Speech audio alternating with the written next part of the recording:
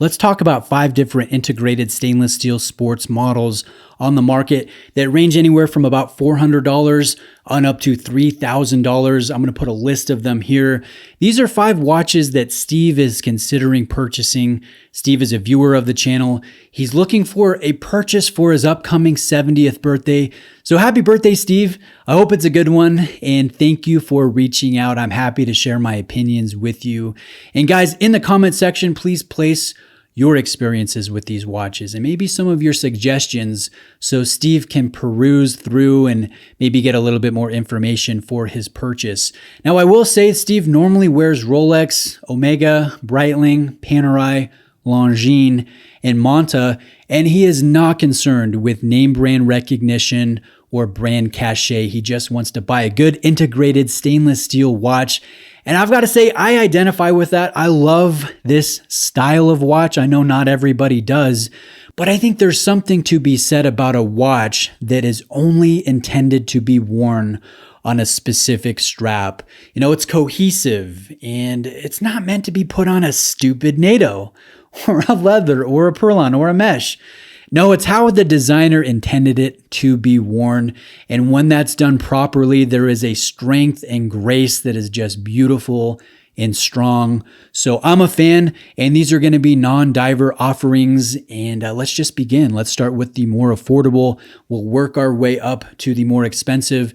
And I'm going to drop in a couple suggestions, Steve, that you may or may not have considered yet. But the first one is the DM01. This one comes in under $400. We have a warped waffle dial, and this is on the smaller side of the nominal dimensions of the watches we're looking at today. And I think that's an important point to consider because this style of watch wears more dominant on wrist. It really, has a powerful presence north to south. And so I always recommend going a little bit smaller than the normal size you're used to wearing on a traditional watch because it ends up just playing a little bit smaller. And I think you'll like the smaller sizes. So the DM01, very good for the price, nice and thin, sapphire crystal, Miyota movement. But let's go to the next one on the price tier, which is the Tissot PRX. Now, I purchased the blue version, the quartz version, when it first came out. This was before the automatic was released. And I know Steve's looking at the automatic. The automatic carries a Powermatic 80 movement, so a free sprung balance, an 80-hour power reserve.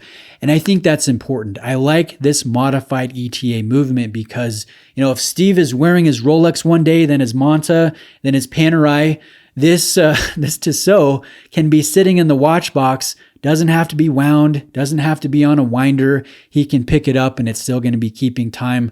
That's a nice thing when you have a good mix of watches and you don't wear a particular model all that often. You only get to it every few days. So I like the Tissot. I like the sapphire crystal. The light play is very beautiful. This feels like a more expensive watch than it is. And I know the retail price is $650. It generally sells for a little bit under that from an authorized dealer. And considering the price, considering the modified Powermatic movement from ETA, the dial texture, the fit, the flow here, this one is hard to argue against. And it will be my pick at the sub $1,000 price level if you like this design. Admittedly, it's a little bit larger than the DM01, so you might not have the wrist to pull it off depending on your preferences for fit. And it's also not the most original in the design language. You definitely see a little bit of Rolex. You definitely see a little bit of Audemars Piguet. But I think the same could be said for most of the watches we're going to be looking at today. Let's go to the next one. This one is over $1,000. This is the Maurice LaCroix Aikon 39 millimeter with a lovely clou de Paris dial. Now, I owned the 42 millimeter variation when it first came out. This was before 39 hit the market. And again, I would recommend going with the smaller, going with the 39. Just the way these watches wear and fit, it looks very proportional on wrist and very comfortable, very beautiful. It's sharp, it's clean. It feels like a luxury product. You do see the Solita modified movement in the case back or through the case back in the rear of the watch. And this one doesn't have the best power reserve, but overall, it's a really satisfying watch. And from time to time, I find myself missing that 42 millimeter variation that I flipped years ago. Now let's go to a watch that I think is a little bit nicer. I like a little bit more, and that is the Frederique Constant Highlife. Now looking at the design, I think this is the most original of the watches we're considering. I don't see Rolex, I don't see Audemars Piguet, I don't see Patek Philippe, I don't see GP.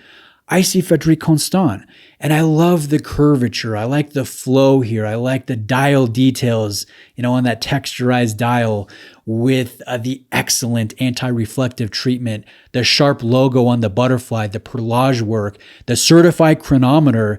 I think this one is the best value at that over $1,000 price segment. This one is hard to beat. It feels like a nicer watch than it is. It feels like you're getting more watch than what you're paying for. And I also like the fact that you can quickly take off the bracelet and put on an included rubber strap that's meant to be worn with the watch. The design cohesion, has a good blend to it. I think this is a winner, but is it the clear winner? I don't know. I think that's open to interpretation. Where you place value at will influence your decision there.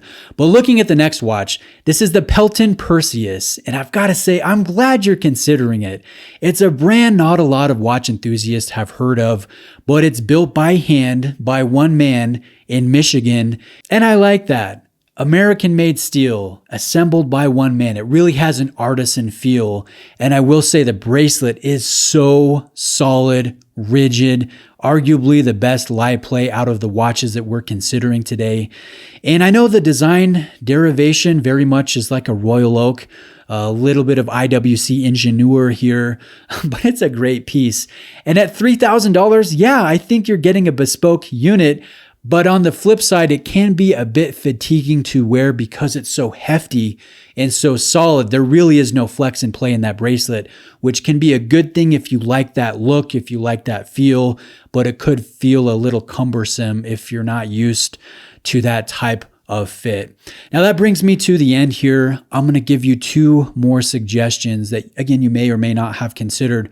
The first one I'm wearing today. This is the Tudor Royal. I have the 41. You can get it in 38, 34. And it's a lovely design. They come in at about $2,000 if you're buying it, stainless steel, no steel and gold like I have. Solita movement, very well finished, very well dialed in, very solid ceramic ball bearing detent in the clasp.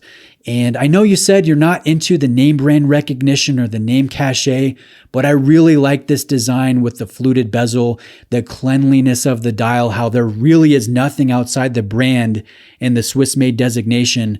One to consider if you like it. And the last one, let's see, I have one. Let me pull it up. This is the Zenith Defy Classic 41, and you guys, you can see that sparkle. This is so beautiful. This one is not stainless steel. This is titanium, grade 5, but one of the most comfortable and dynamic watches that I've ever owned. It's visually interesting. If you don't like the skeletonized dial, you can opt for a closed dial. Beautiful sunray blue dial configuration. And this one I have seen go as low as like $3,500 pre-owned. And again, it's not necessarily about the luxury factor, but considering the finish work here, the fit, the comfort, the Elite 670 movement, I think this is the nicest one, say sub $8,000 on the market. This is a really compelling watch. So if you want to stretch the budget a little bit, maybe go up to 4.5, depending on, if you're going used, if you're going bracelet or not. I think this is the best one when it comes to an integrated bracelet design. But guys, what do you think? What would you suggest for Steve? Place that in the comments. Again, happy birthday, Steve. Thank you for reaching out. Hope you guys have a great day. I'll see you next time.